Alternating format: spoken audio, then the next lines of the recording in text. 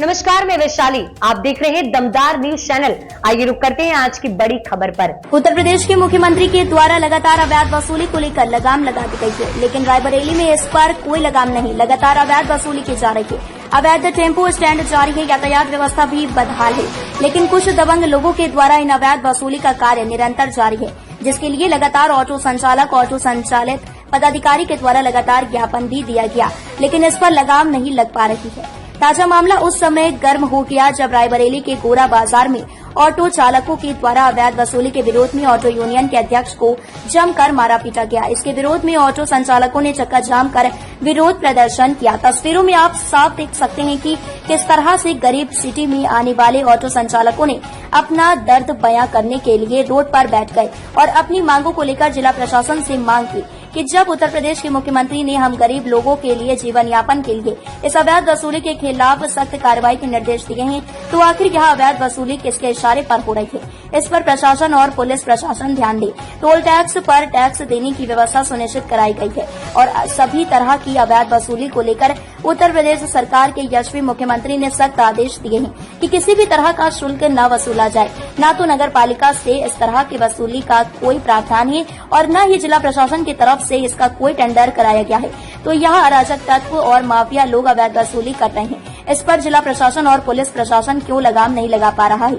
लगातार हम लोगों को मारा पीटा जाता है, अवैध वसूली की जाती है, जिस पर न तो जिला प्रशासन कोई कार्रवाई कर रहा है और न ही पुलिस प्रशासन इस पर गंभीर है। अगर इसी तरह से लगातार हम लोगों को प्रताड़ित किया गया तो पूरा ऑटो यूनियन इस पर बड़ा आंदोलन करेगा और चक्का जाम कर इसका विरोध भी करेगा। फिलहाल देखना यह होगा कि जिस तरह से इन गरीब ऑटो संचालक और ऑटो चलाने वाले गरीब तबके लोगों को अवैध वसूली कर रहे माफिया पर पुलिस प्रशासन क्या कार्रवाई करता है, यह देखने वाली बात होगी। क्या नाम है, कहाँ के रहने वाले हैं? मैं संदीप विश्वकर्मा, रायबरेली सम्राटनगर का रहने वाला हूँ और मैं ऑटो यूनियन का अध्यक्ष हूँ, महामंत्री हूँ सॉरी। और हमारे अध्यक्ष जी प्रमोद वर्मा जी हैं।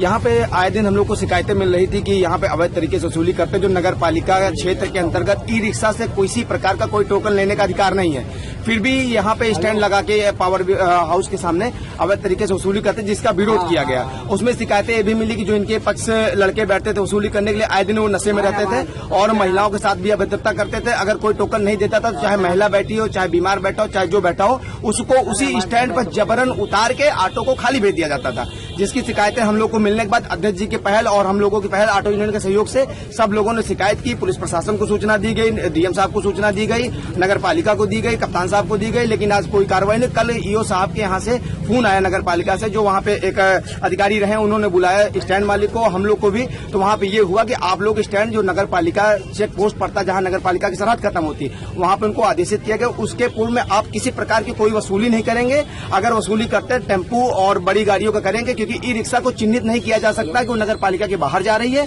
कि नगर पालिका के अंदर, क्योंकि आपका चेक पोस्ट वहां होना चाहिए। उसके विरोध में इनको 2-3 बार धमकी भी आई अध्यक्ष जी को, प्रमोद वर्मा जी को, कि अगर ज्यादा बोलोगे तो तुम्हें जान से मरवा दिया जाएगा। उसी का नतीजा होते हुए कल हम लोगों ने ज्यादा विरोध किया, उसके कारण आज इनके ऊपर जानलेवा हमला किया गया। ये तो कहिए गोरा बाजार में काफी लोग रहे हैं यहाँ पे लोकल के लोग, जिन्होंने इनकी जान बचाई, फिर भी देख सकते हैं किस तरीके से इनको चोटें आई हैं, गंभीर चोटें आई हैं। सिलेंडरों से मारा गया और राडे वगैरह थी। और रंजीत शर्मा जी जो चलाते हैं ऑटो स्टैंड पे, उनके पास शायद लाइसेंसी है या मुझे नहीं जानकारी है, लेकिन हमेशा वो 24 घंटा अपनी साइड में लगा के रखते हैं। जो टोकन नहीं देता है सीधे उसको लगा देते थे। इसकी शिकायत भदोकर में कई बार हुई, भदोकर थाने में भी प्रार्थना पत्र पड़ी हुई है। वहां पे शिकायत होने के बाद वहां थाने से उनको भगा दिया गया। मलेरिया भी इसी तरीके से मारपीट करते थे, जहां लोकल के लोगों ने इनकी गुमटी भी फूंक दी कि अवैध वसूली यहाँ नहीं होगी, तो वहां से भगा दिया गया। अब ये कोतवाली क्षेत्र के अंदर आके अवैध वसूली कर रहे हैं, जिसका विरोध करने से आज ये हादसा हुआ। आज हम लोग यहाँ बैठे हुए धरने पे, जब तक धरना खत्म नहीं होगा, तब तक उनकी गिरफ्तारी जब तक उनकी नहीं होगी, तो धरना खत्म नहीं होगा। कल किसी प्रकार से एक लड़के को उठाया गया, क्या कारण रहा क्या नहीं रहा है उसको छोड़ भी दिया गया है, और छोड़ने का कारण क्या रहा है या हो सकता है समझौता हम लोगों ने किया, तो उसकी वजह से हो सकता है। फिलहाल इतना ही, अगले अंक में फिर होगी मुलाकात, तब तक के लिए नमस्कार।